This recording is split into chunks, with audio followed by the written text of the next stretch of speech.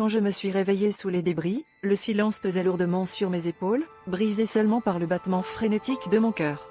Chaque respiration était un effort, chaque mouvement une victoire. Pourtant, au milieu de ce chaos, une flamme intérieure s'est allumée, une force que je ne soupçonnais pas avoir. Il fallait que je sorte de là, que je surmonte les obstacles qui semblaient infranchissables.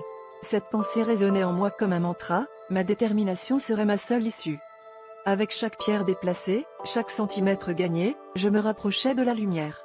Mon esprit vagabondait vers les souvenirs des moments où j'avais déjà surmonté des difficultés, ces petites victoires qui semblaient dérisoires à l'époque mais qui, maintenant, m'offraient l'espoir.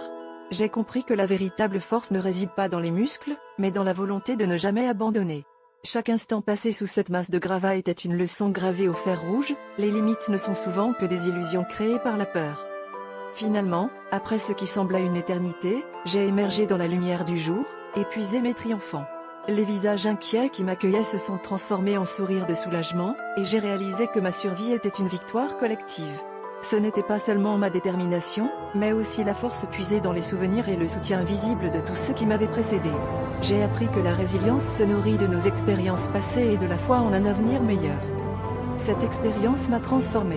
Elle m'a enseigné que même dans les moments les plus sombres, il y a toujours une lueur, un chemin vers la liberté.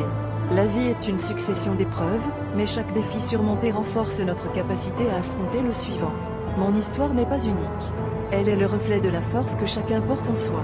Et si je peux sortir des décombres, alors chacun de nous peut trouver la force de se relever et de continuer à avancer, peu importe les obstacles.